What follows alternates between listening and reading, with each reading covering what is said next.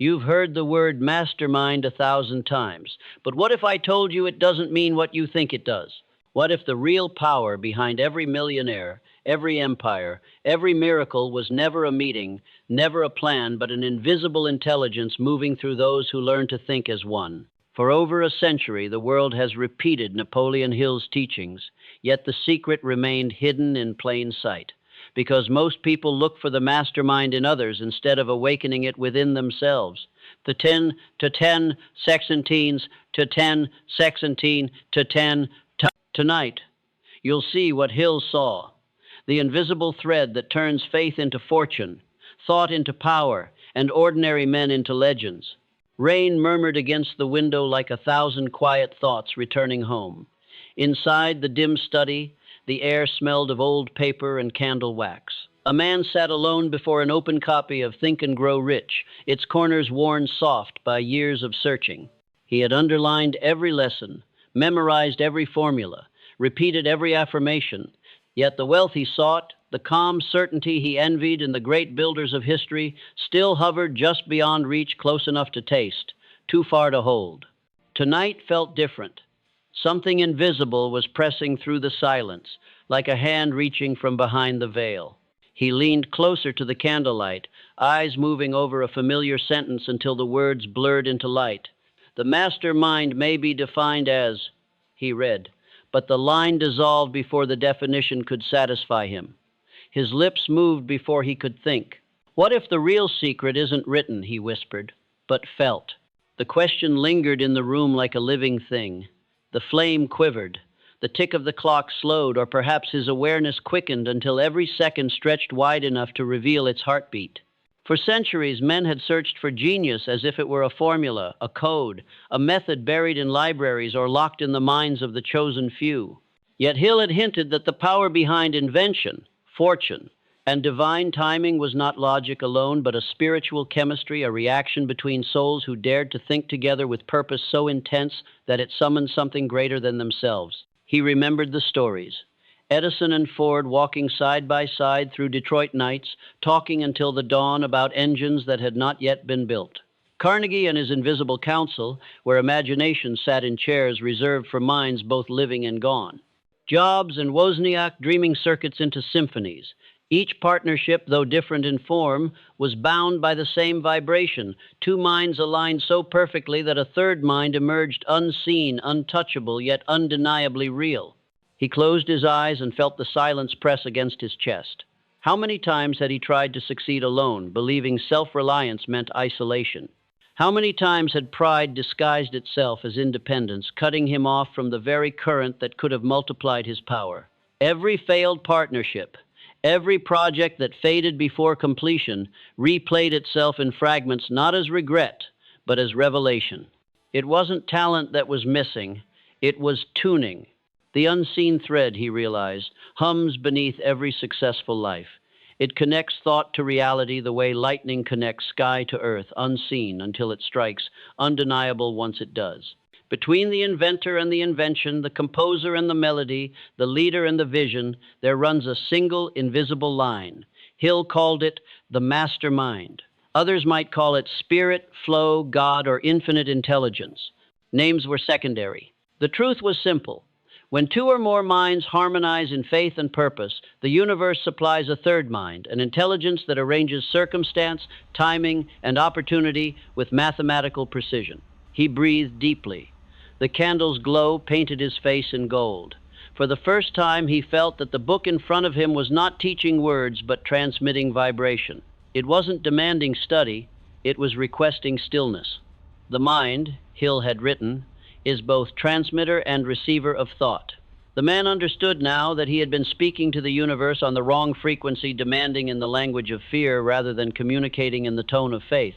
He remembered the phrase, "Faith is the only known antidote to failure." But faith, he saw, could not live in isolation. Faith needs fellowship, just as a flame needs oxygen. Alone, faith flickers. Shared, it becomes fire. Perhaps that was why every spiritual teacher, every titan of industry, every enlightened mind spoke of communion with others, with the divine, with the higher self. No power ever operated in solitude. Even the sun required planets to reveal its gravity. He looked around the study at the books, the papers, the inventions half finished, and suddenly each object seemed connected by thin silver lines of light. Imagination, intuition, and action were no longer separate acts, but strands of one living web. The unseen thread wasn't a metaphor. It was structure, law, substance. He could feel it vibrating through the quiet. A memory surfaced. Years ago, during a time of poverty, he had helped a friend launch a small idea. They had worked in perfect harmony for months, finishing each other's sentences, building momentum that drew unexpected investors, sudden recognition, effortless progress. Then pride entered a silent fracture in the field, and within weeks everything collapsed. At the time, he blamed circumstance. Now he understood. The harmony had broken, and with it, the invisible intelligence withdrew. The thread had snapped. He rose and walked to the window. The city lights shimmered through rain like distant stars. Somewhere out there, millions were struggling, competing, fighting to succeed alone, unaware that the power they craved was not in domination but cooperation. Hill had called it the Mastermind Principle. Christ had called it, where two or three are gathered in my name. Different languages, same law. He whispered, when your mind stops fighting for dominance and starts vibrating in harmony, something divine steps in. The words sounded foreign and familiar at once. He could feel his heartbeat matching the rhythm of the rain. The candle flickered again, as if agreeing. A thought rose quietly from within. What if you could form a mastermind with the infinite itself? Not merely people, but with the field of intelligence that surrounds every atom. The idea was dizzying. Yet Hill had written that thoughts are things that every vibration carries form, energy, and purpose. If that were true, then communion with infinite intelligence was not fantasy. It was alignment. He sat again and let the thought expand until it filled the room. What if success wasn't something to chase, but a frequency to match? What if the universe was already broadcasting every solution, every idea, every miracle waiting only for a mind calm enough to receive? The mastermind then was not an invention of men, but a doorway into divine order. The clock struck 1. The sound did not startle him. It harmonized with the rain, with the beating of his pulse, with the soft breath of the candle. Time itself seemed to listen. He thought of Hill writing by lamplight, whispering into eternity, that no two minds ever come together without creating a third invisible force. He imagined that invisible force circling the world, searching for receptive souls, those humble enough to cooperate with its rhythm. Perhaps that was why the few who truly understood the law never boasted of it. They served as instruments, not owners, of power. He looked at his reflection in the window, half shadow, half flame. I've been building walls around my thoughts, he said. Tonight I take them down. The moment he spoke, something subtle shifted. The heaviness in his chest loosened. Ideas flickered at the edge of awareness, not yet clear, but alive. He realized that every act of surrender strengthens the thread. Resistance cuts it. Faith weaves it tighter. Gratitude polishes it until it shines. He turned to a clean page in his journal. The pen felt heavier than usual, as if charged. Slowly he wrote, Tonight, I stop building alone.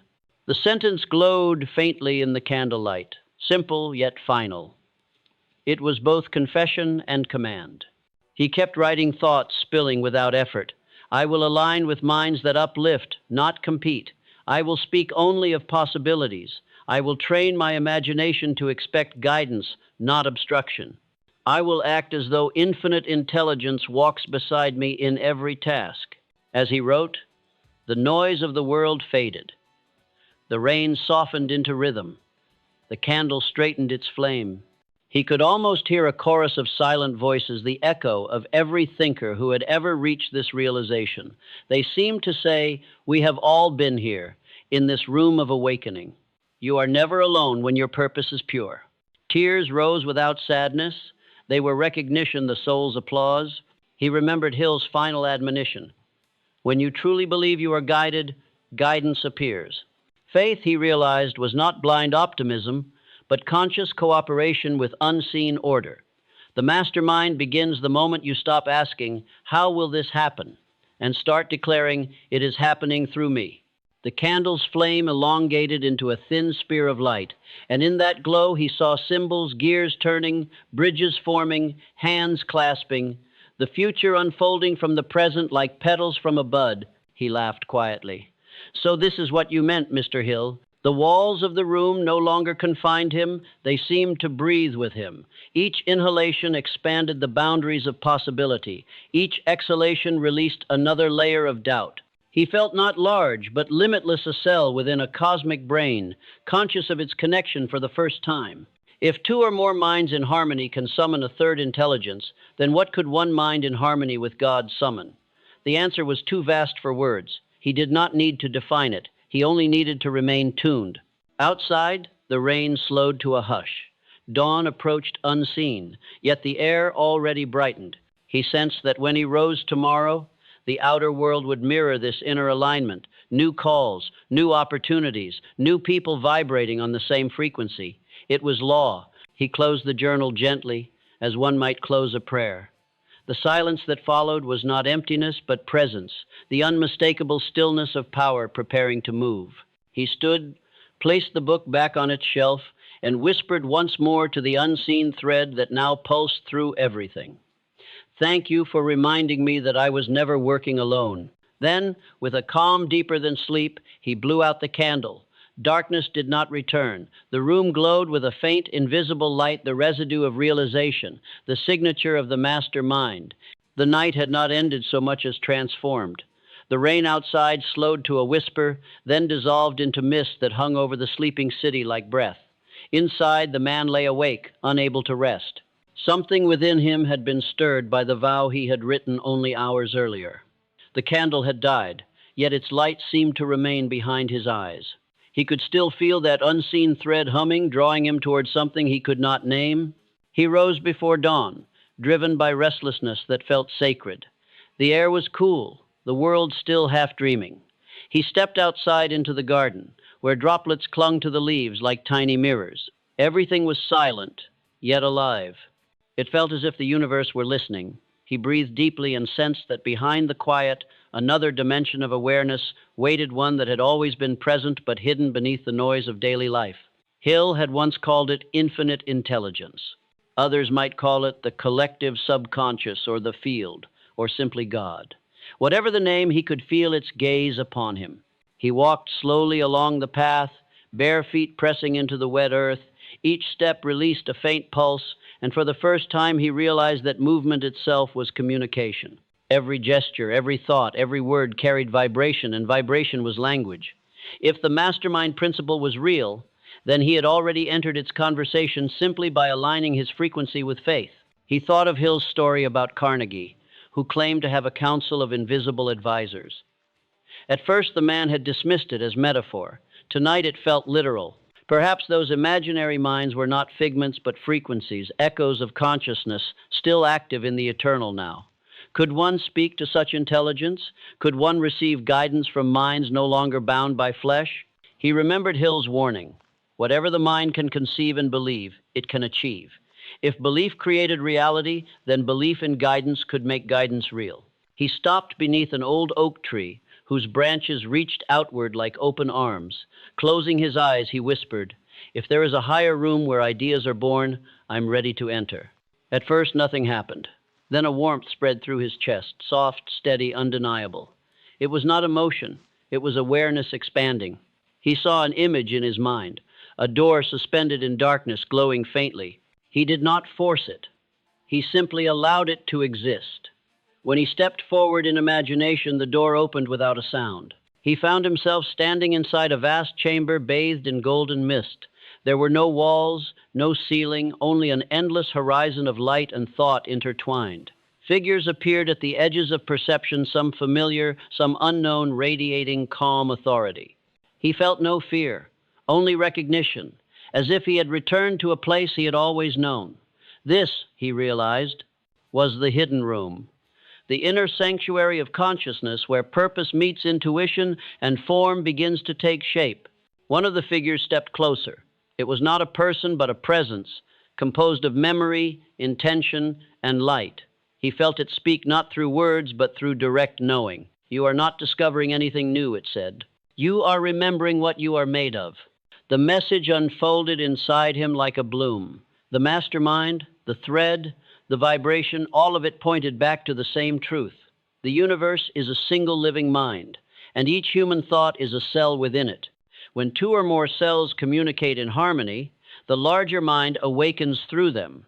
That awakening is creation itself. He wanted to ask questions, but questions dissolved before they formed. Answers were arriving faster than language could hold them.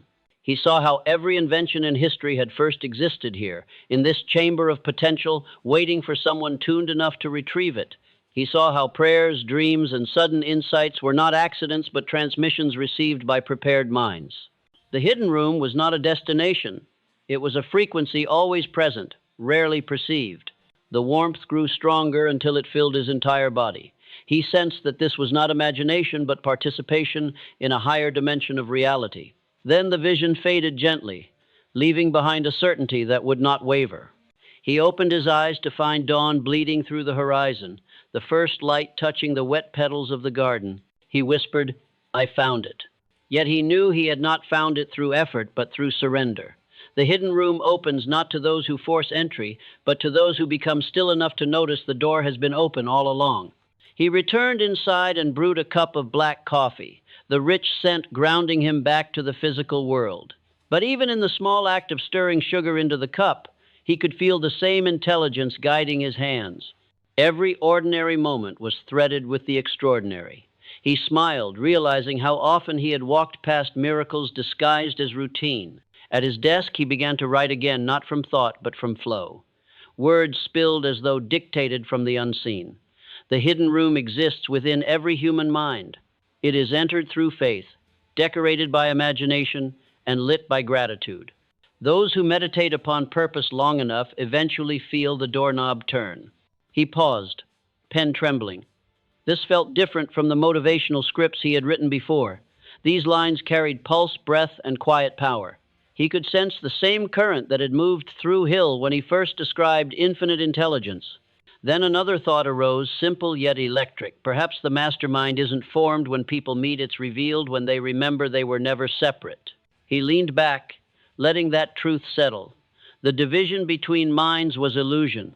Thoughts intermingled constantly in the unseen realm, shaping coincidences, aligning encounters, orchestrating what men call chance. Once aware of this network, a person no longer begged for miracles. He became a conscious participant in them. The door of his study creaked as wind slipped through the frame, and the sound made him laugh softly. Even the wind was conversation. Every vibration carried message. Every message awaited recognition.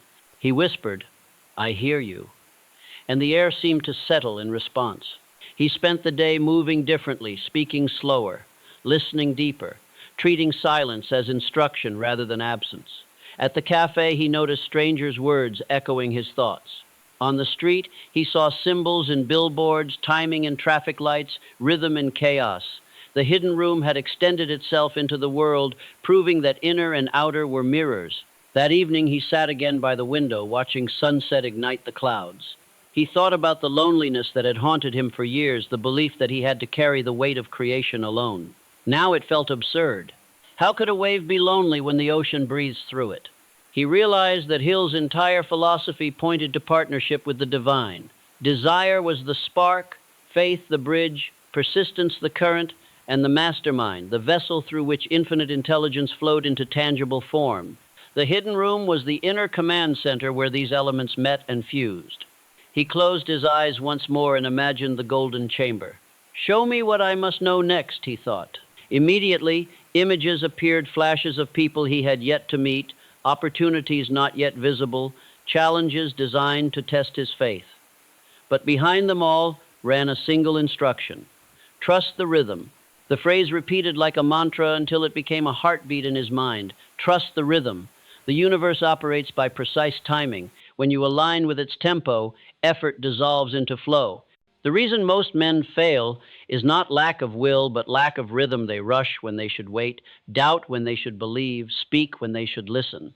He wrote those lines quickly before they faded. They felt alive, as if dictated from the same invisible counsel that had once guided Hill himself.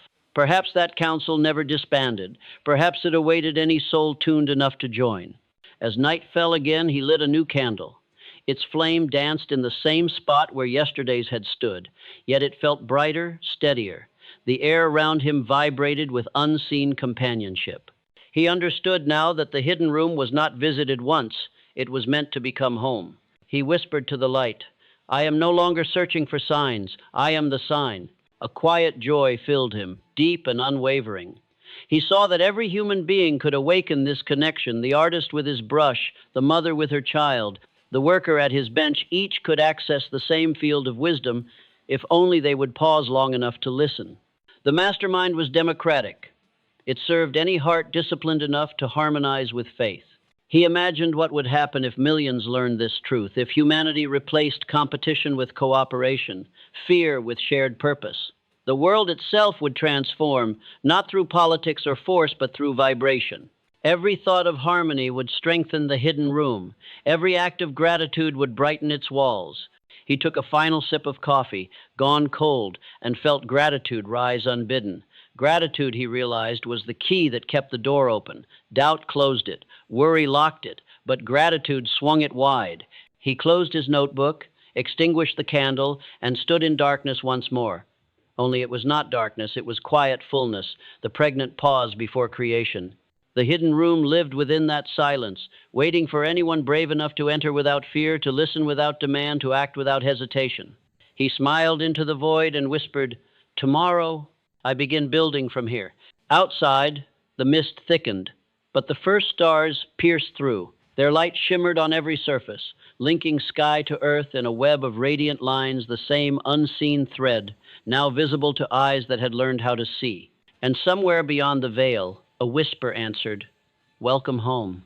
Morning arrived not with noise, but with a quiet certainty, the kind that does not ask to be believed because it already is. The man awoke before the alarm, feeling a hum inside him, the same vibration he had sensed the night before when he stepped into the hidden room.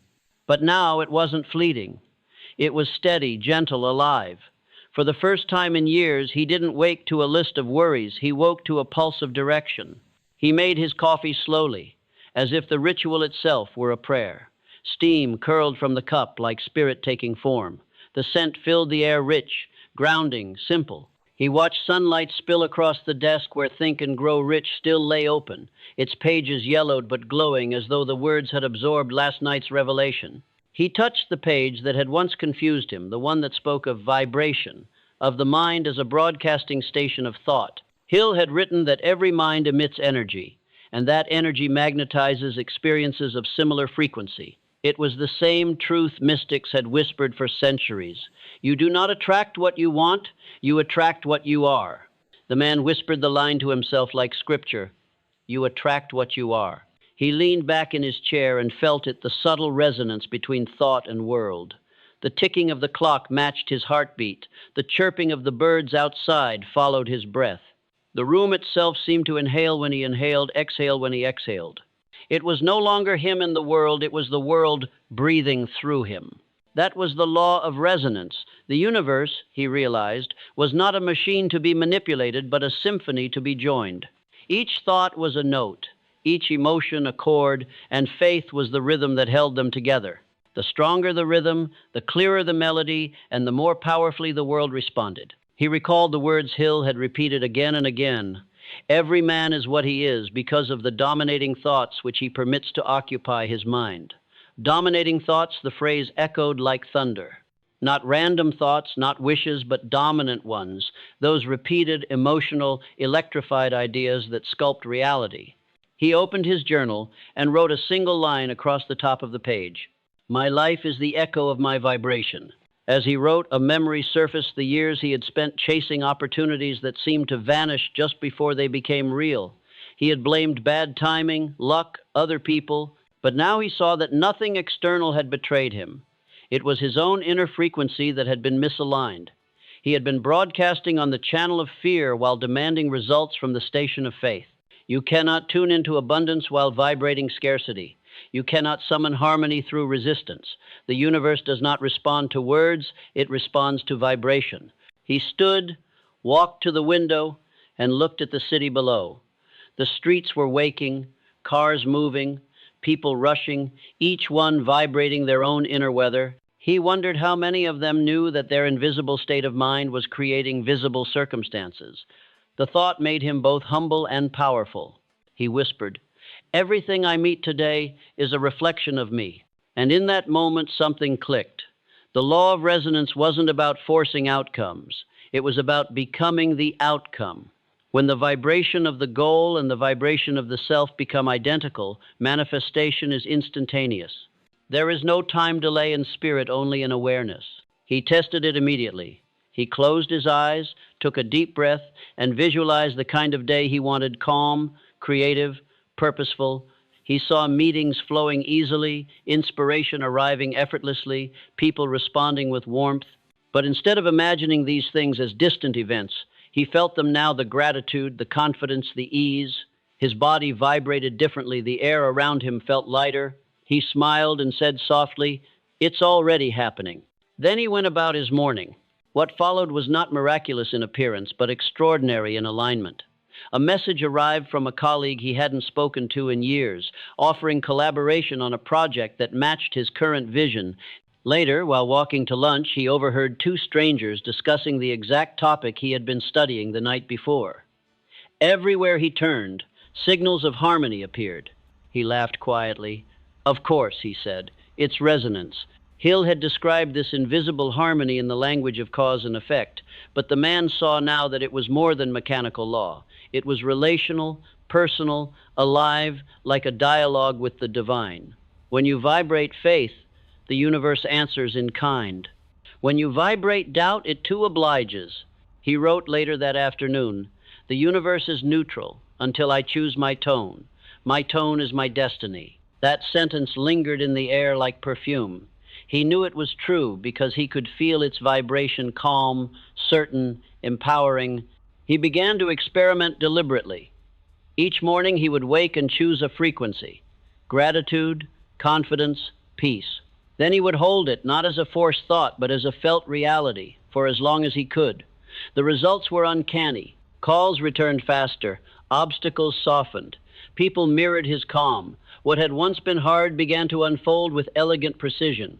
But there were days when old patterns returned, when fear disguised as logic tried to pull him back to the familiar. On those mornings, he could feel the difference immediately. The day would grow heavy, conversations tense, synchronicities vanish. It was as if the radio of reality had changed stations. That was the test. Could he hold faith when evidence disappeared? Hill had written that persistence is the twin of faith, that the two together are unstoppable, and now he understood why. The law of resonance requires consistency.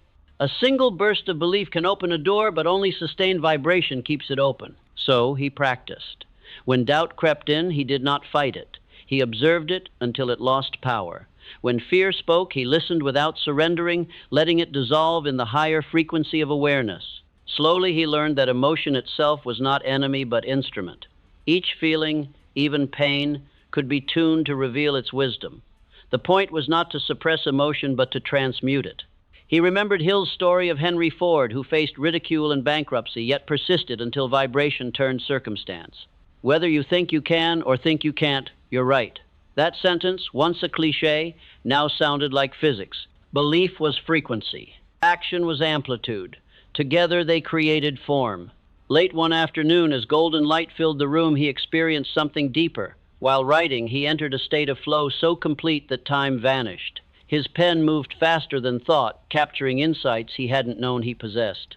When he finally stopped, the page was filled with words that didn't feel like his own. He read them aloud. "When your thought and emotion vibrate as one, the infinite intelligence moves instantly.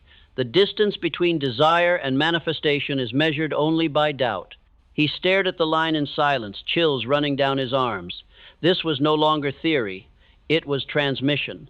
The hidden room had spoken again through the pen. That night he walked through the city. Neon lights flickered across wet streets. Every reflection on the pavement looked like a mirror of consciousness, infinite, shifting, alive.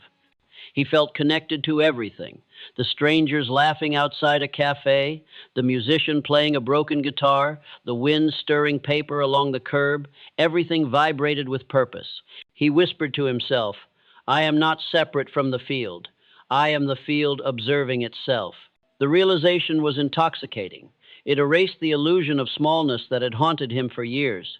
He was not a man trying to reach success. He was success discovering itself through form. A quote from Hill surfaced in his mind. When you begin to think and grow rich, you will observe that riches begin with a state of mind. It had always sounded poetic. Tonight it sounded like instruction. Riches, he realized, didn't begin with money, opportunity, or effort. They began with vibration. When thought becomes wealth conscious, matter reorganizes to match. He paused under a street lamp and looked up at the sky. Clouds parted, revealing a single star, bright, steady, unwavering. It felt like a signal, a reflection of his own steadiness. So this is resonance, he said. This is faith translated into frequency. He returned home lighter than when he had left. The law of resonance had become more than concept. Before sleep, he wrote one final note. Every thought is a sound in the grand orchestra of creation. When I play in tune, the universe sings back. He set the pen down, feeling peace so complete it bordered on bliss.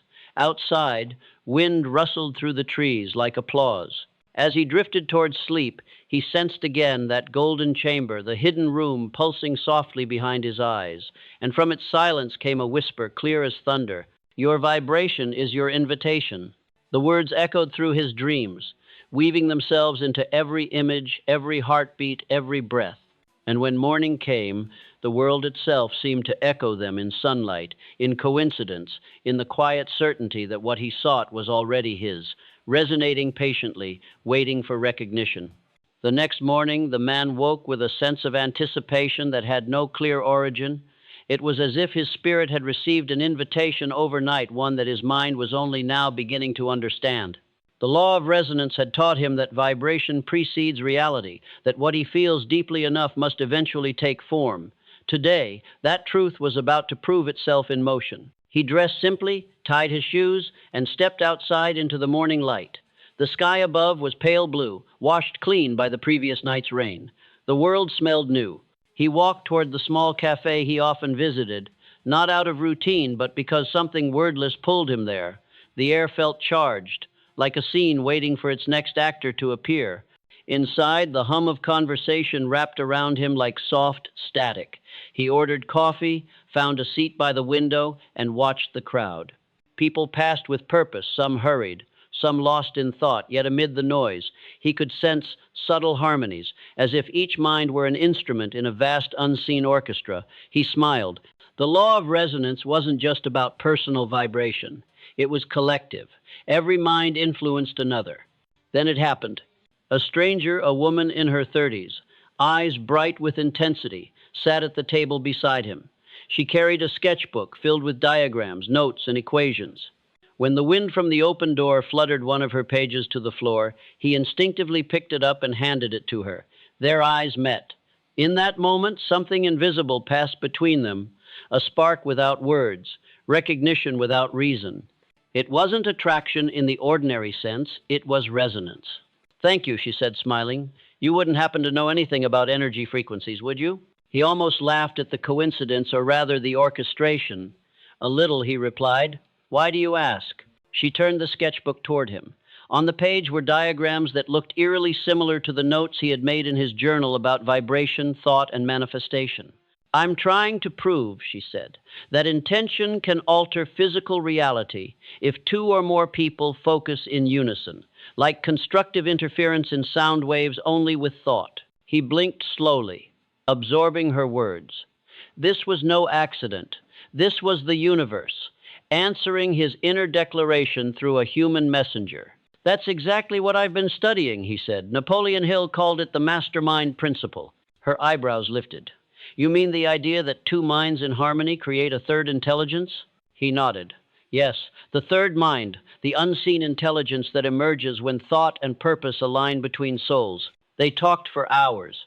What began as small conversation unfolded into a deep exchange of insight, stories, and intuition. Every sentence built upon the last like bricks forming a cathedral. They were not completing each other's sentences, they were constructing each other's thoughts. The energy around them thickened, palpable, alive. At one point, she paused and said softly, "Do you feel that?" He nodded. "Yes, that's the field forming." Neither could explain it scientifically, yet both knew it was real. The air between them vibrated differently, charged with coherence. It felt like the moment before lightning, but instead of danger, it carried inspiration. Ideas flowed effortlessly, visions of projects, solutions to problems they hadn't consciously asked about, creative blueprints arriving whole. This was the birth of the third mind. Napoleon Hill had written that no two minds ever come together without creating a third, invisible, intangible force that may be likened to a third mind. But what he could not convey in print was the visceral experience of it, the unmistakable alchemy that transforms thought into energy, energy into possibility. The man now understood that the mastermind principle wasn't just philosophy, it was physics of the soul.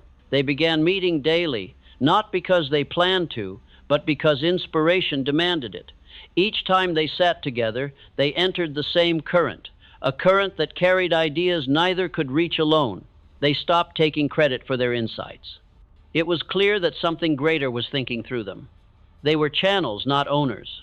One evening, as they worked over candlelight, the woman looked up and said, "It feels like we're speaking with a third presence in the room."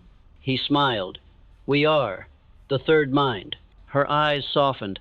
"It's beautiful. It's like intelligence with a heartbeat." They sat in silence, letting the truth of that wash over them. The air itself seemed to shimmer, as if the space between them had become conscious. It wasn't romantic, it was reverent. Through this partnership, his understanding deepened. The third mind is not limited by distance or time, it is not confined to physical presence. Once two minds harmonize, their frequencies remain connected across any span of space. That connection becomes a channel through which infinite intelligence transmits guidance.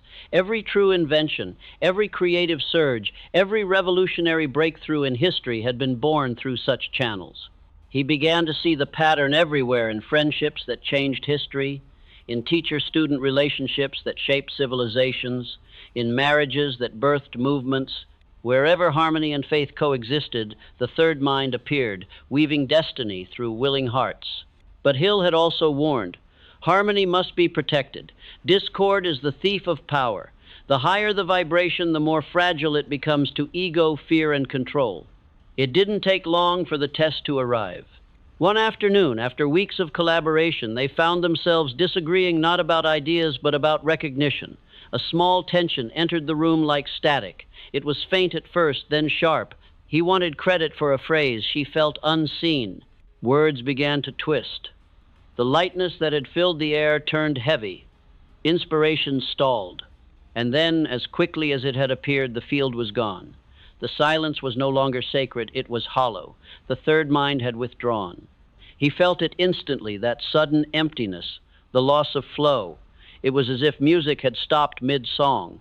He realized with painful clarity that harmony is not a condition, it is a discipline. The ego must remain transparent, or the channel closes.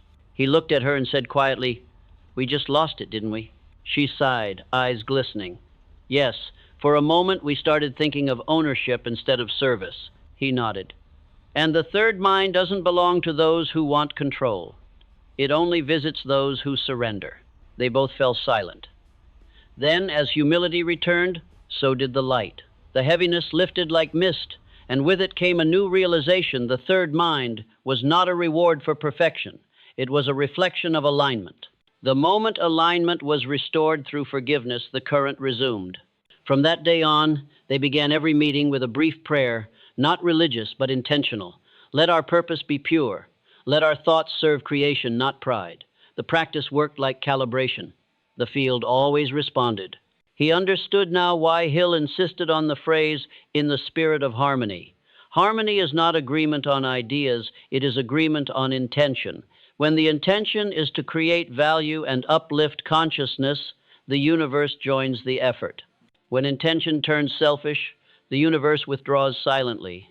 Weeks passed, their projects flourished, opportunities arrived effortlessly. People began to notice something magnetic about their partnership, as if they radiated invisible coherence. Others felt better simply being around them. They were no longer two individuals working. They were one organism expressing divine intelligence. He began teaching the principle to others quietly at first, then with confidence. When you form a mastermind alliance, he would say, you are not merely gathering minds, you are summoning God's geometry. Two frequencies merge to create a third wavelength higher, finer, and infinitely creative. That is the true partnership between man and the infinite. He explained that every great enterprise in history was built on this unseen geometry. Edison and Ford, Jobs and Wozniak, even Hill and Carnegie. The mastermind was not a club of men, it was a communion of minds tuned to the same divine key. Late one night, after a long session of planning, the woman turned to him and said, you know, this isn't really about us, is it? He smiled. No, we're just instruments. The music plays through us. She laughed softly. Then let's stay in tune. They sat in silence, letting gratitude fill the space. He could feel the third mind surrounding them again, not as something separate, but as their shared breath. He imagined it as golden light weaving around their thoughts, linking them to a vast web of intelligence that stretched across time. For the first time in his life, he truly understood what Hill meant when he wrote, when you ally yourself with others for a definite purpose, you place yourself in position to absorb the wisdom of the entire universe. The third mind was not limited to two people, it could expand infinitely. Each new participant added more nodes of consciousness, strengthening the field, amplifying its reach. It was not addition, it was multiplication. Two minds became three, three became nine, nine became a network of light stretching through the unseen layers of existence. He began to visualize this network lines of golden current connecting thinkers, dreamers, believers across continents and centuries. Each idea sent ripples through the grid, inspiring others who might never meet but were nevertheless connected. The third mind was the architecture of progress itself. One evening, as the candle burned low, he wrote in his journal, the third mind is God thinking through willing instruments. It appears when ego dissolves and vanishes when fear returns. To sustain it is to sustain heaven on earth. When he finished writing, he placed his hand on the page, closed his eyes and whispered, let me always remember who does the thinking. The words felt like a vow. He realized then that every true creator, artist, inventor, teacher, healer was a host for the third mind. What we call genius is simply uninterrupted cooperation with infinite intelligence. What we call mediocrity is interference from fear. The difference between them is not talent, but trust. That night he dreamed of a vast cathedral made of light. At its center, thousands of minds glowed like lanterns connected by golden threads. He walked through its halls and recognized faces: Hill, Edison, Tesla, Carnegie, even souls unknown to history, yet luminous in spirit. They turned to him with gentle smiles, as if to say, welcome to the council. When he awoke, tears wet his pillow. They were not tears of sorrow, but of remembrance. He knew now that the third mind was not a concept to understand, but a reality to embody. It had existed before him and would continue long after, weaving destinies, building empires, healing minds.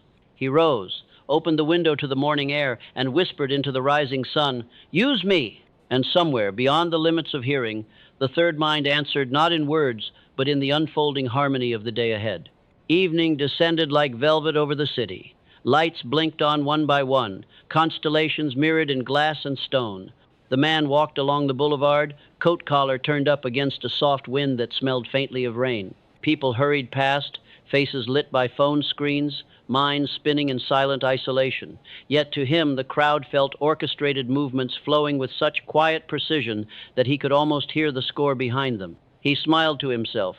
Once you awaken to the mastermind field, chance disappears.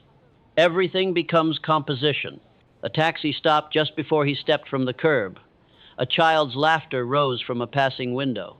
Somewhere, a street musician began to play a slow tune on a violin. Each sound layered perfectly over the other, and in that instant he felt it again, the pulse of a vast intelligence arranging the details of ordinary life into harmony. The invisible conductor, he thought. The same force that holds planets in orbit was now guiding footsteps, glances, coincidences. He remembered Hill's promise.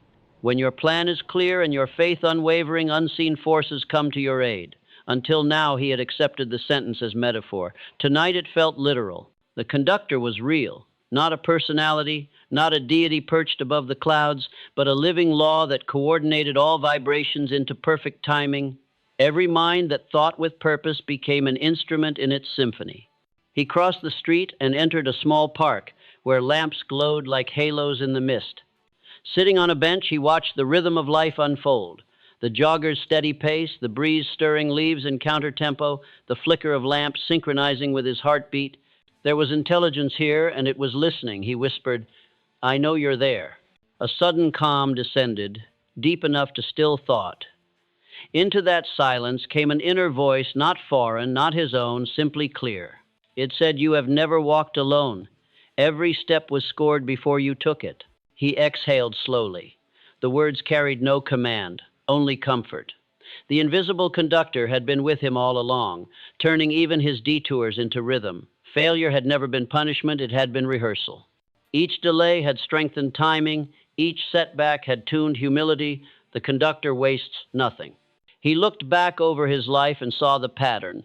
The missed train that led to the crucial encounter, the rejection that redirected him toward mastery, the heartbreak that purified intention.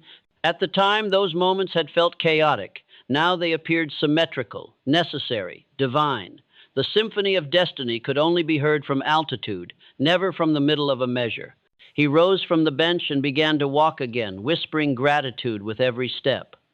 Gratitude, he realized, was applause offered to the conductor after each movement. It said, "I hear you, continue." The more he thanked, the smoother the rhythm became. Traffic lights turned green as he approached. Strangers met his gaze and smiled. Tiny affirmations appeared in sequence, proof that alignment was its own magnet. Back in his apartment, he lit a candle and opened his journal. The flame wavered, then steadied a metronome of light. He wrote, "The conductor arranges what my intellect cannot. My duty is to keep tempo through faith." He paused, feeling the pen vibrate slightly in his hand, as if moved by unseen current. The insight unfolded. The universe is not random energy, but conscious coordination. Every particle, every thought, every dream vibrates to a master rhythm. The conductor is the bridge between infinite intelligence and manifested form, the agent that synchronizes desire with opportunity, people with purpose, time with readiness. He thought of Hill's observation that thoughts are things. But more accurately, thoughts are notes. Alone they are noise. Harmonized through faith, they become music. The conductor takes raw sound and composes destiny. A gust of wind pressed against the window pane. Instead of resisting, he listened. The wind carried voices, laughter from the street below, a dog barking in echo, the far hum of a train. Everything fit. Even chaos obeyed cadence. He whispered, "Conduct me." That night he dreamt vividly. He stood in a grand hall filled with musicians tuning their instruments. None could see the conductor, yet each waited for the unseen baton. When silence fell, a pulse of light swept through the hall, and music burst forth, complex, wild, perfect. He looked down and realized that he too held an instrument, his mind. Each thought was a string, each emotion a note. The quality of his thinking determined the purity of sound. When he doubted, strings slackened. When he believed, they sang. He woke with the echo of that orchestra still resounding in his chest. Morning sunlight spilled across the sheets. He reached for his notebook before memory faded. "The invisible conductor requires no worship," he wrote, "only cooperation. Faith is obedience to rhythm." From that day, he began to notice the law in action everywhere. When he acted from intuition, events aligned effortlessly. When he forced outcomes, discord followed. The pattern never failed. Timing, he realized, is God's signature. What appears late is precise. What appears early is incomplete. One afternoon, he missed an important meeting when the subway stalled between stations. Frustration rose, then he caught himself. "Stay in tempo," he murmured. Minutes later, as the train resumed, he met an elderly man seated across from him who struck up conversation about philosophy.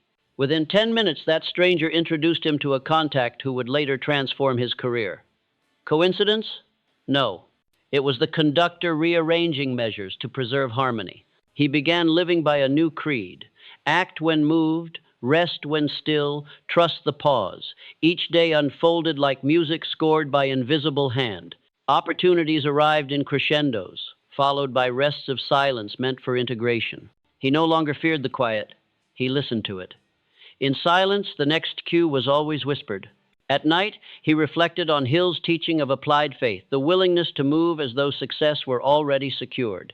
The invisible conductor, he saw, is drawn to such confidence. Doubt scatters rhythm, faith attracts tempo. To believe before evidence appears is to play one's part flawlessly. He noticed another law hidden inside the first: humility. The conductor favors those who know they are instruments, not authors. Pride disrupts flow. Gratitude restores it. He remembered the argument that once severed his third mind partnership and silently vowed never to repeat that error. Harmony demanded surrender. Weeks passed. Each morning he greeted the day the same way, standing by the window, breathing deeply, declaring, "Guide me through perfect timing." Without fail, the day would reveal orchestration too precise to deny. A delayed call would save him from wasted effort. A random encounter would deliver the missing piece to a plan. Even moments of irritation served purpose. They slowed him just long enough to avoid unseen mistakes. One evening he walked through the city as golden dusk melted into night. Music drifted from an open door, a jazz trio improvising around a theme. He paused, enchanted. No sheet music, no commands, yet the musicians moved as one. Each listened intently to the others, allowing space for spontaneity while honoring structure. That, he realized, was how the invisible conductor worked, not dictating notes but maintaining harmony. Free will was improvisation. Destiny was key signature. Together they created art. He stayed until the song ended, then whispered thanks to the players as if they had confirmed a secret of the universe. Back home, he meditated by candlelight. Thoughts rose and fell like instruments testing pitch. He watched them until only stillness remained, and from that stillness a voice emerged, gentle, vast, unmistakable. Trust alignment more than effort, he understood instantly. Effort born of tension produces noise. Effort born of faith produces tone. The conductor responds not to struggle but to surrender. He wrote the phrase in his journal, underlined it twice, and added, "My task is not to control the music, but to keep myself tuned." Days became weeks. His external life transformed quietly but unmistakably. Work expanded with ease. Relationships deepened. Even the smallest errands unfolded smoothly, as though guided by unseen traffic lights. He no longer prayed for miracles, he expected order. Yet the greatest gift was inner peace. The constant urgency that once haunted him had dissolved into timing he could trust. Every pause felt purposeful, every acceleration inspired. He had entered what Hill might have called the rhythm of success, the moment when man and infinite intelligence move as one mind, one motion. One night, standing on his balcony under a sky jeweled with stars, he felt gratitude rise so strong it bordered on awe. He whispered into the darkness, "Thank you for conducting what I could never compose." The wind responded, rustling leaves in gentle applause. He realized then that the invisible conductor was not somewhere above, guiding from distance. It was within him, the divine intelligence orchestrating his heartbeat, breathing his lungs, shaping thought into destiny. To be in harmony with it was not worship, but recognition. He closed his eyes and listened. The city hummed below, traffic flowing like a low drumbeat. Somewhere a church bell rang the hour. Somewhere else, laughter echoed. Every sound merged into one great chord, life's eternal amen. He smiled, understanding at last that faith was not belief in something unseen. Faith was the unseen itself, expressing through every visible thing. The conductor and the music were one. He whispered, "Play on," and the universe obeyed. Morning sunlight poured through the window, warm and golden, like grace made visible. The man stood in its glow, feeling energy circulate through him as though the universe were breathing him alive. Each day had become an act of alignment, an unfolding of the invisible conductor's rhythm. Yet within him a new realization was forming, quiet but insistent. Faith alone, though powerful, was never meant to exist in isolation. Faith was a current, and currents need circuits. To multiply power, the circuit had to expand beyond one. He remembered Hill's words echoing through time. Faith is the starting point of all accumulation of riches. Faith is the element that transforms the ordinary vibration of thought into its spiritual equivalent. But Hill had also written that faith, when joined with others of the same purpose, could move worlds. It was time to test that truth. That week, he invited a small group of like-minded souls to his home. They were not scholars or philosophers, just ordinary people touched by hunger for something higher. A teacher seeking renewal, a young entrepreneur burned by failure, a widow yearning to find meaning again, and the woman who had helped him discover the third mind. They gathered in his candlelit study, the same room where he had once whispered, "Tonight I stop building alone." As they sat in a circle, silence filled the space like sacred air. The man felt a familiar hum, the mastermind frequency awakening. "We are here," he began softly, "not to discuss theories, but to prove them through vibration. Hill called it the Mastermind Alliance. I call it the Alliance of Faith." He looked around the circle. "Each of us carries a seed of vision. Alone it may grow slowly, but together we form a field. When our minds harmonize in purpose, infinite intelligence joins us. Let this meeting be that field." They closed their eyes. At first, the room was still. Then a subtle rhythm began, their breath synchronizing, hearts aligning, minds opening. The man could feel the invisible connection forming, a network of energy weaving through them. It wasn't imagination. It was as tangible as heartbeat. He spoke again, voice steady. "Faith is not belief in chance. It is cooperation with law, and law responds to unity." One by one, they shared their desires, not as pleas, but as declarations already fulfilled. The teacher spoke of inspiring thousands with wisdom. The entrepreneur described building a company guided by purpose rather than profit. The widow spoke of finding peace so radiant that others would heal simply by being near her. As each voice rose, the energy in the room thickened, shimmering with certainty. The man felt tears sting his eyes. He realized he was witnessing creation in real-time thought, transforming into substance through collective conviction. Hill had written of such moments, but words could never capture their electricity. This was faith amplified, magnified, multiplied. When the last voice faded, silence returned, but it was no longer empty. It pulsed. The room itself seemed to breathe. The candle flames leaned toward the center of the circle as if magnetized. Something unseen had entered the presence of the third mind, elevated into divine union. Then came a moment of revelation. He saw that faith was not emotion, nor hope, nor optimism. Faith was vibration, a living current that could be transferred, shared, ignited in others. Just as one candle lights another without losing its flame, faith shared increases light exponentially. He spoke softly. "When one believes, mountains tremble. When many believe together, the mountain dissolves." The group remained still, eyes closed, basking in the resonance. For several minutes, no one spoke. Words would have broken the spell. Finally, the woman opened her eyes and said, "It feels like the air is alive." "It is," he replied. "That's faith made visible." From that day forward, they met every week, same hour, same place. Each meeting began with gratitude and ended in vision. There were no titles, no hierarchies, no debates. Their power lay in simplicity. They believed together. Soon, evidence appeared. The teacher received an unexpected invitation to speak at an international conference. The entrepreneur met an investor who resonated perfectly with his mission. The widow began writing letters that comforted hundreds online. Every outcome seemed to flow from the alliance, as if the universe itself were attending their meetings. The man understood then that Hill's principle of the mastermind had always been spiritual technology.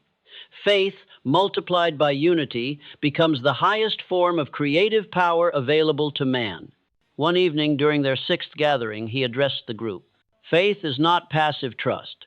It is active cooperation with infinite intelligence. When we meet, we don't beg. We broadcast. We emit the frequency of certainty, and the universe must return its echo. The law cannot be broken. He paused, then added, "But this power demands purity of intention. If ego enters, harmony leaves. Guard the vibration as you would guard life itself." The widow smiled gently. "It feels like we are tuning instruments before a grand performance." He nodded. "Exactly. The conductor is listening." That night, they tried something new. They decided to focus on one shared vision to create a community center in their city where people could study these principles freely. They visualized the building together, the color of its walls, the sound of voices inside, the smell of books and coffee, the laughter of visitors whose lives were changing. Each detail painted itself more vividly until it felt less like imagination and more like memory. As they visualized, emotion rose, not yearning, but gratitude as if it already existed. The man felt a current surge through his chest, strong enough to bring tears. When they opened their eyes, the room glowed faintly gold, though no one could explain the source of the light. They sat in stunned silence, aware that something sacred had just been born in the invisible realm. 3 days later, the first sign appeared. A benefactor, who had never heard of their group, contacted the teacher with an offer to donate an unused building for a cause that uplifts human potential.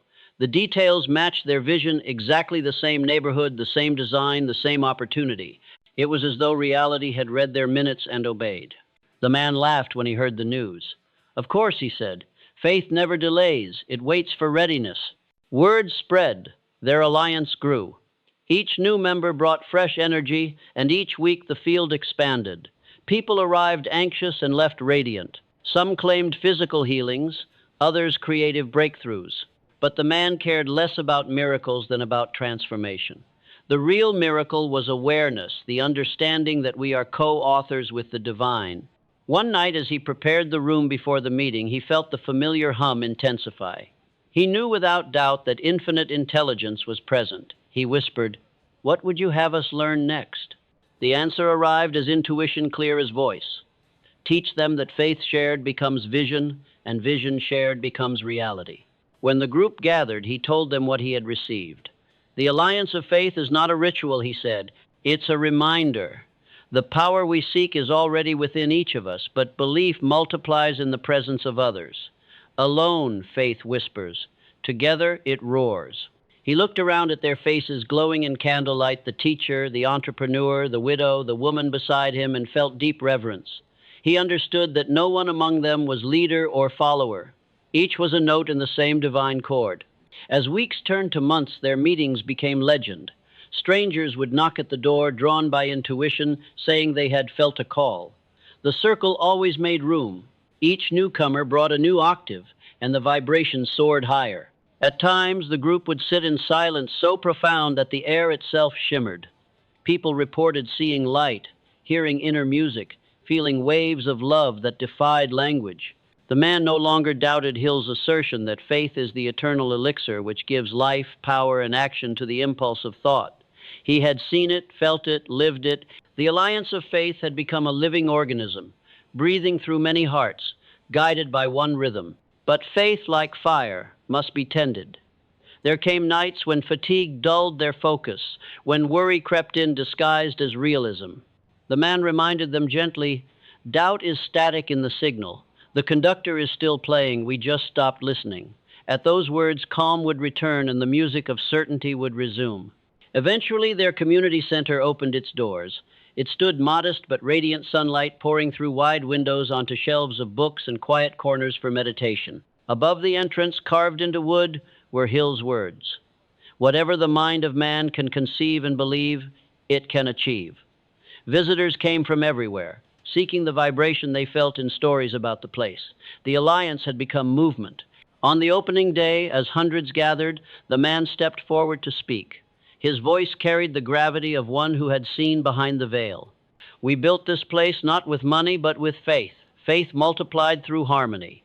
Let this building remind you that what begins invisible can shape the visible world. When minds unite in purpose, the universe bends to listen." He paused, scanning the faces in front of him.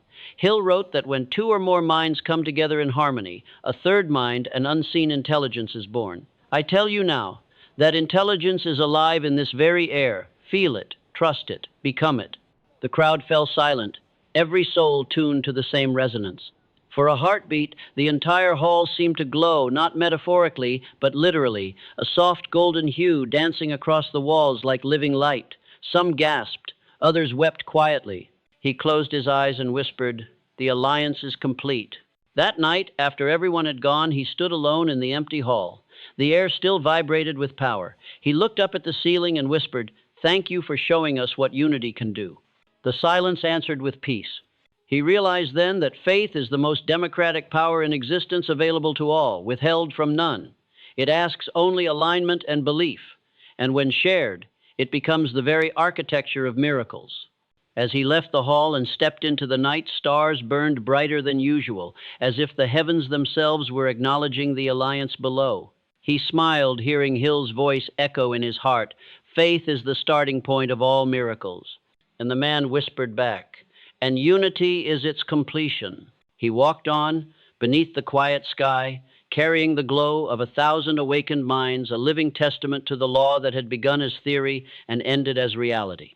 The alliance of faith had become more than gathering. It was a rhythm of creation, proof that when souls unite in belief, the universe conducts a masterpiece through their hands. And somewhere beyond the stars, the invisible conductor smiled the symphony, once again perfectly in tune. The night had fallen like a gentle hush over the city. The street lights shimmered in puddles left by a late rain, and the man walked slowly through the quiet, feeling as though the whole world were breathing with him. He no longer hurried anywhere. Movement itself had become meditation. Every step seemed guided, every moment precise, every breath a silent dialogue with the infinite. Months had passed since the alliance of faith began, yet its effects still unfolded like ripples across a still lake. Lives had changed, paths had aligned. What once felt miraculous now felt natural, as if the universe had always intended things to flow this way. And through it all, the man had learned one immutable truth: the greatest evidence of power is peace. He paused beneath a street lamp, looking up at its golden halo through drifting mist. For years he had chased external validation, success, applause, recognition, believing that proof must arrive with sound and spectacle. But Hill had hinted at a subtler truth. The power of thought is silent, yet its results command the world. Tonight those words resonated like prophecy. He walked on, hands in pockets, and felt gratitude rising from depths beyond emotion. Gratitude had become his compass, always pointing him back to faith. Every outcome the alliance achieved had come through vibration first, then form. And now, as he reflected on their journey, he realized that proof had never been absent, only misinterpreted. The silent proof was everywhere. It was in the calm that lingered long after each meeting. It was in the gentle confidence that replaced old fears. It was in the synchronicities that now appeared too often to be ignored. The proof was not noise or drama. It was precision, grace, inevitability. He smiled, remembering Hill's assertion that faith is the eternal elixir which gives life, power, and action to the impulse of thought. He had witnessed it, not in thunder, but in whisper. Every great law of the universe operates in silence. Gravity does not shout, light does not boast, electricity hums unseen. Only results reveal their presence. He returned home and lit a single candle. The flame danced softly, casting golden circles on the walls. He placed his hands on the table and whispered, "Show me what I've learned." The silence answered not with words, but with awareness. He saw in his mind's eye the faces of those who had sat in the circle of faith, each transformed, each now carrying light of their own. The teacher had become mentor to thousands. The entrepreneur had built his purpose-driven company and employed those once lost to despair. The widow had turned her letters into a book that healed countless hearts. The alliance had become self-sustaining, like a constellation of souls held together by gravity of belief. And yet, he realized the true miracle was not what they built, but who they became. Faith had refined them into instruments of order. They no longer sought proof, they were proof. He looked around the quiet room and laughed softly. So this is how power speaks, without noise, without need. And he remembered Hill's line, "When riches begin to come, they come so quickly, in such abundance, that one wonders where they have been hiding during all those lean years." But riches were no longer his measure. He understood now that the truest wealth is spiritual coherence, the inner equilibrium that cannot be purchased, imitated, or destroyed. He thought of the early nights, the confusion, the striving, the endless questions. Those had been necessary storms, the prelude to calm. The path of mastery, he realized, always moves from noise to stillness, from seeking to knowing, from action to presence. The outer achievements were just reflections of an inner frequency perfected by faith. He leaned back in his chair, closed his eyes, and entered that familiar space of silence that once frightened him but now felt like home. In that silence, he could sense the entire alliance breathing. Even from afar, their minds still harmonized by invisible thread. He knew they felt him too. Distance meant nothing in the field of faith. Once unity was established, separation ceased to exist. As his awareness expanded, he began to see how the universe communicates through symmetry. Every unanswered prayer had been protection. Every delay had been refinement. Every closed door had redirected him toward the right one. Proof was never absent, only unrecognized by impatience. He whispered, "Now I see the order." The candle flame flickered as if in response. In that golden shimmer, he saw the whole arc of his journey, from the man staring into the dark window of doubt to the one now illuminated by quiet certainty. The thread had always been there, leading him from lesson to lesson, whisper to whisper, until faith became his nature. He wrote in his journal, "The silent proof of power is peace. When results no longer surprise you, faith has become fact." The words carried weight beyond intellect. They were lived truth. He felt an urge to share this realization, but the deeper wisdom stopped him. Some things cannot be taught through speech. They must be felt through silence. The proof of mastery is not explanation, it is presence. He thought of Hill's statement that thought, backed by faith, knows no such word as impossible. Those words had once felt like challenge. Now they felt like confirmation. The impossible had never been an obstacle. It had been a test of vibration. The moment he stopped struggling against the unseen and began harmonizing with it, impossibility evaporated. He rose, walked to the window, and looked out at the sleeping city. Light from the moon reflected on rooftops, soft and constant. Even the shadows seemed orderly. He realized that the world, like faith, is self-organizing. When one aligns internally, the external rearranges itself to match. He remembered a conversation from the early days of the alliance when someone had asked, "How will we know if it's working?" He had smiled then, and he smiled again now, whispering the answer he had given. "You'll know when you no longer need to ask." That was the essence of silent proof, certainty without evidence, knowing without argument. The most powerful truths require no defense. They radiate authority simply by existing. He thought of the law of resonance and how it had first awakened his understanding. Back then he had treated vibration as cause and effect. Now he saw it as communion, a dance between thought and cosmos, between desire and divine timing. When the dance becomes effortless, proof becomes unnecessary. He turned back to his journal and wrote another line. "Silence is the signature of truth. The louder the claim, the weaker the faith." The candle burned lower, its flame smaller but steadier. He watched the wax melt and realized that even the candle proved the law, giving light through surrender. Its quiet consumption was its creation. That was faith in form, the act of dissolving fear to illuminate purpose.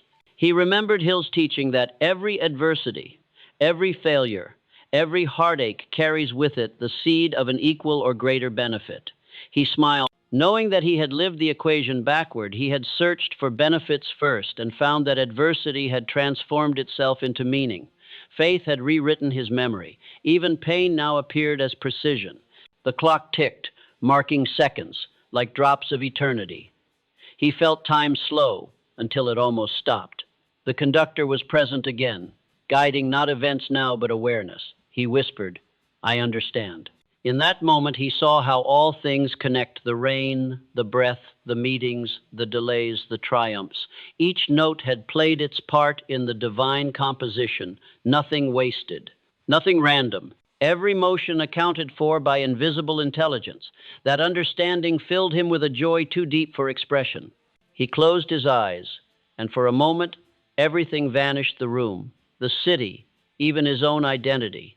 What remained was stillness, infinite and alive. It was not emptiness, it was completion. When awareness returned, he opened his eyes and whispered, "Thank you." The words were soft, but the vibration behind them shook the unseen. Gratitude had become his prayer, his proof, his way of saying, "I know." He didn't need visions or signs anymore. Faith had matured into fact. The seed of belief had become the tree of knowing. He looked again at the candle now, a small pool of wax around a glowing wick. He thought of Hill's closing wisdom. When you can see and feel your goal within the silence of your own mind, it is already yours. He smiled. It's already mine, he said aloud. And in that whisper, the room seemed to exhale, walls softening, air brightening, silence deepening until it felt eternal. That was the moment of true proof, not in seeing, but in being. The silent proof was not a miracle that demanded witnesses. It was the natural state of harmony when man becomes one with law, when thought, feeling, and purpose vibrate as a single chord. The proof was the peace that followed, unshakable, unwavering, divine. He stood, walked to the window one last time, and looked at the horizon beginning to pale with dawn. The first light of morning kissed the rooftops like blessing. He whispered, "The proof is the peace." And in that quiet declaration, the cycle felt complete. The unseen thread that had led him through confusion, awakening, alignment, and faith had now woven him into the fabric of infinity itself. He was no longer the seeker. He was the signal. The universe played through him like a perfect note held in endless resonance. The candle flickered once more, then stilled flame steady, unwavering. The silent proof had spoken. Dawn broke like revelation. The horizon glowed amber, and the city beneath it stirred in hushed unison. From his window, the man watched sunlight spill across rooftops, washing the night away as if some invisible hand were wiping the slate of the world clean. Every new day, he realized, is mercy incarnate, the universe granting yet another rehearsal for perfection. He felt the calm of one who no longer wonders whether life is guided. He knew it is. What he sought was no longer proof, but participation. The thread that began in darkness had pulled him through the labyrinth of mind into the sanctuary of faith. Now it curved back toward its origin, revealing itself as a circle infinite, unbroken, eternal. He brewed his coffee and stood quietly, listening to the familiar hum of existence, distant traffic, birds calling the morning into being, the faint rhythm of footsteps below. Each sound folded into the next like instruments tuning before a symphony. He smiled. The invisible conductor was already at work. Faith, resonance, harmony, silence, every lesson had been a movement in a larger composition. What remained was the final revelation that there is no end to this music. The circle does not close. It expands. That afternoon, he visited the community center, the living proof of their alliance. Sunlight streamed through the wide windows onto polished floors where students sat in quiet meditation. Shelves lined with books seemed to breathe wisdom. The air itself shimmered with tranquility. He walked slowly through the hall, feeling gratitude pulse in time with his heartbeat. The building had begun as vision, a whisper between believers, and now it stood solid, radiant, filled with laughter and learning. Yet even this, he sensed, was not completion. It was continuation, one link in an infinite chain of creation. He paused before the carved inscription above the entrance. Whatever the mind of man can conceive and believe, it can achieve. The words seemed alive, as though the wood itself remembered the vibration that had shaped it. He touched the carving gently and whispered, "We conceived, we believed, and we achieved, but the law goes on." Inside, the woman from the earliest days of the Mastermind saw him and smiled. "They're waiting for you," she said. "The new students want to hear how it all began." He nodded. In the lecture hall, a circle of listeners sat ready, notebooks open, eyes bright with the hunger that always precedes awakening. He stood before them, not as teacher, but as witness. He began softly, his voice carrying the stillness of one who has seen behind the veil. "Every truth I share," he said, "is older than memory and younger than this breath." Hill called it the Mastermind Principle. Others call it faith, resonance, divine order. Names change. Law remains. What I discovered is that the power that creates worlds hides in plain sight inside your own awareness. The moment two minds meet in harmony, the infinite recognizes itself and begins to build. He looked around the room. "You may think you're here to learn techniques," he continued, "but technique is secondary. What matters is vibration, the quality of your faith. When thought, emotion, and purpose align, the entire universe rearranges to mirror you. The secret is not hidden in books, it's hidden in being." He could feel the field forming as he spoke, that familiar golden hum of collective awareness rising. He gestured toward the circle of faces. Notice what's happening now. Our minds are beginning to harmonize. Can you feel it? That warmth behind the heart, that clarity behind the eyes, that's the infinite circle opening. A young man near the front nodded slowly, eyes moist. The man smiled. Yes, he said, that's it. The circle cannot be created. It can only be remembered. It's the pattern that connects all minds who choose faith over fear. Each of you has touched it before in moments of love, inspiration, creativity, when time vanished and everything felt guided. That was the circle calling you home. He paused, letting silence deepen until even breath became reverent. Hill wrote that the Mastermind Principle is the coordination of knowledge and effort in the spirit of harmony. But there is a level beyond effort, where harmony becomes identity. At that level, you don't cooperate with the universe, you are the universe cooperating with itself. The room felt weightless. Some closed their eyes, others simply stared at the light that seemed to emanate from nowhere. You ask, what is infinite intelligence? He continued. It is not a distant being. It is the consciousness through which all beings move.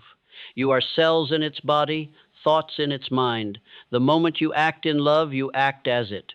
He told them of the alliance of faith, of the candlelit gatherings, of the building they now sat within. He described the moments of silence so thick with energy that reality itself seemed to bend. Every miracle we witnessed, he said, was born in stillness. The louder you seek, the farther you stray. Faith whispers. The infinite answers in echo. A woman raised her hand timidly. How do we stay in the circle once we feel it? He smiled. By gratitude, he said. Gratitude is the gravity of the infinite circle. It holds you in orbit around truth. Doubt repels, thanks attracts. Each time you give thanks before results appear, you prove that you trust the law, and the law rushes to vindicate that trust. He invited them to close their eyes. Imagine light gathering in the center of this room, he whispered. See it expand until it touches everyone here, connecting heart to heart. This light has no beginning and no end. It's the same light that moved through Hill when he wrote his words, the same that moved through us when we built this place. Feel it entering you, filling you, remembering itself through you. Silence fell not empty but vibrant. The air thickened until it seemed almost visible. Some gasped quietly, others wept. He felt it too, that boundless awareness spreading through every cell, turning breath into prayer. The infinite circle had formed again, not through ritual but through recognition. They were joined not by hands but by frequency. After a long moment, he spoke softly. This is what Hill meant when he said, when faith is blended with thought, the subconscious mind instantly picks up the vibration and translates it into its spiritual equivalent.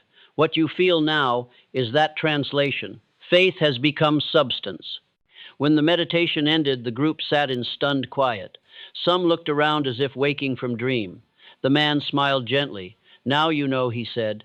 This power isn't mine or yours. It's ours. The infinite circle has no center because every believer is its center. The moment you act in harmony with purpose, you become the point through which infinity expresses. After the gathering dispersed, he lingered alone in the hall. Evening light slanted through high windows, bathing the floor in gold. Dust motes drifted like tiny suns, turning slowly in air. He stood watching them and thought, even the smallest particle knows how to move in harmony. He walked outside into the twilight. The sky was deep indigo, stars already piercing through. He thought of all the minds connected by invisible thread, his friends, his students, the countless souls who would one day hear these teachings and feel the vibration awaken in them. The network stretched beyond imagination, a web of light circling the planet. The infinite circle was not metaphor anymore. It was reality consciousness recognizing itself through billions of hearts. He whispered to the night, "We are one thought thinking itself through many forms." A breeze brushed his face, carrying the faint scent of jasmine. He closed his eyes, listening. The wind seemed to speak in Hill's familiar cadence. Whatever the mind can conceive and believe, it can achieve. But remember, the greatest achievement is harmony itself. He opened his eyes, smiling. Harmony, yes. The goal had never been riches, success, or influence. Those were reflections. The true attainment was inner equilibrium. the rhythm of divine mind beating quietly within human awareness. When that rhythm is sustained, everything else aligns: health, wealth, love, purpose, all extensions of the same frequency. He felt an impulse to kneel, not in worship, but in wonder. Above him, constellations burned like points on a vast mandala. Perhaps every star, he thought, marks a mind awake somewhere in creation. Perhaps faith itself is the light of consciousness seen from afar. He whispered, "The circle never ends." A calm joy flooded him, not excitement, but peace so vast it erased the boundaries of self. He understood then that enlightenment is not ascension, but circulation. The soul does not rise out of life. It flows through life, completing loops of learning and love until every shadow is illuminated. The infinite circle is that movement, God experiencing God through endless variation. He stayed there until the chill of night touched his skin, then turned toward home. The streets were nearly empty. His footsteps echoed softly, steady as a heartbeat. Each echo reminded him that sound itself is circular, leaving, returning, fading into silence, only to be reborn. Nothing is lost, everything returns. That is the law. Back in his study, he lit a candle as he always did. The flame rose clear and unwavering. He opened his journal to a fresh page and wrote, "The infinite circle is faith matured into knowledge. It is the realization that beginnings and endings are illusions of perception. Creation is a single breath, inhaled and exhaled forever." He paused, then continued, "Every act of kindness extends the circle. Every thought of fear breaks it temporarily but cannot destroy it. For even fear, once understood, becomes fuel for greater faith. Nothing opposes the infinite, everything serves its unfolding." He set down the pen and watched the ink dry in candlelight. A wave of serenity washed over him, the quiet exultation of one who has finished a pilgrimage, only to find himself at the doorway of another. There was no finality here, only continuation, expansion, return. He whispered, "What now?" And from the depths of his being the answer arose, simple and timeless. "Now share." He nodded slowly. The circle would grow not by preaching, but by presence, by living faith so completely that others could feel it and remember their own. That was Hill's ultimate teaching. That thought, charged with emotion and directed by purpose, becomes contagious. Faith spreads by frequency, not persuasion. He blew out the candle. Darkness flowed in, soft and kind. Yet even in darkness he could sense the circle glowing, a field of golden awareness, stretching beyond walls, beyond nations, beyond lifetimes. Somewhere, another soul was awakening at that exact moment, touched by the same unseen current. The infinite circle was doing what it had always done, turning, expanding, including, returning. He lay down to rest, heart steady, mind clear.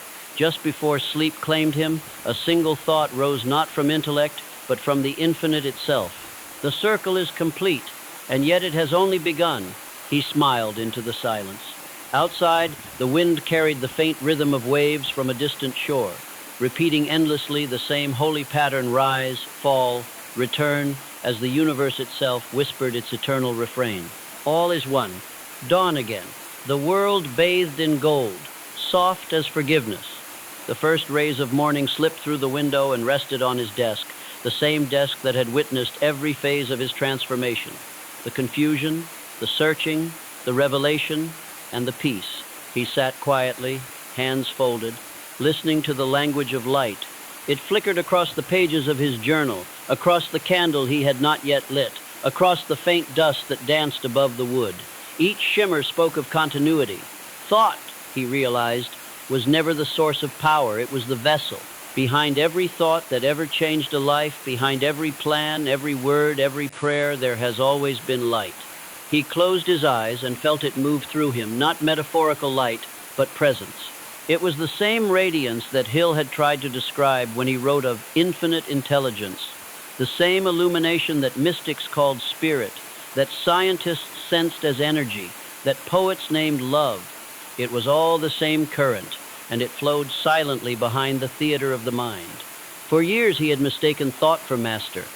He had trained his mind, disciplined it, fed it books and strategies. But thought alone is like a lamp without fire. It can shape the glass, polish the frame, but only light gives it purpose. Now he understood. Thought is form, faith is flame. And behind them both, unseen yet sovereign, burns the source, the light that never flickers. He rose and walked to the window. Outside, the world was awakening, street vendors setting up stalls, a boy chasing pigeons through the square, clouds drifting like pages across the sky. Everything moved with quiet intention. Even the smallest action seemed guided. He realized that what he saw in the outer world was the same process unfolding within. The universe thinks through everything. Life is thought illuminated by divine awareness. He whispered, "There is no separation between thinker and light." Those words settled deep inside him, erasing the last residue of doubt. The journey had not been toward understanding, but toward remembrance. What Hill had called the secret was never hidden in books or formulas. It had been shining behind every conscious moment, waiting for him to turn inward and see. He thought back to the beginning, the man sitting in darkness, desperate to uncover a secret in words. That man had believed success was something to achieve. Now he saw that success is simply the alignment of human thought with divine rhythm. When that alignment is perfect, thought becomes transparent and the light flows through unbroken. Results follow naturally, not as miracles, but as reflections. He smiled faintly. The mastermind was never between people, he said aloud. It was between thought and light. He lit the candle and watched the flame rise steady and bright. It cast long shadows that swayed gently on the walls. Every shadow, he noticed, existed only because of light. Even darkness was evidence of illumination. The same principle ruled the mind. Every fear proved the presence of faith. Every doubt confirmed that belief waited nearby. There is no true absence, only degrees of awareness. He sat again, pen in hand, and wrote slowly. Thought is the body of light. Light is the soul of thought. Together they build reality. As he wrote, something within him dissolved the constant need to define, to control, to explain. Understanding had done its work. Now experience took its place. He was no longer the student, no longer even the teacher. He was the field itself, the calm intelligence that animates all movement. The candle's flame bent slightly as if acknowledging him. He whispered, "Thank you." The words carried reverence deeper than prayer. Gratitude had become instinct, the natural respiration of his being. Every inhale drew the world into him. Every exhale offered it back sanctified. He remembered Hill's teaching that when you can see and feel your goal within the silence of your own mind, it is already yours. Now he understood why. Seeing and feeling are acts of illumination, light, recognizing itself within form. Once the inner eye perceives with clarity, the outer world has no choice but to mirror that vision. He stood, letting the sunlight mingle with candlelight until the two became indistinguishable. "This," he said softly, "is the final union when the outer light meets the inner flame." He looked around the room, the books, the chair, the candle, the quiet, everything ordinary yet nothing the same. Awareness transformed the mundane into miracle. Every object glowed faintly, as though reality itself had become translucent. He sensed what Hill must have felt at the end of his own journey, that heaven is not a distant realm, but the unveiled perspective of an awakened mind.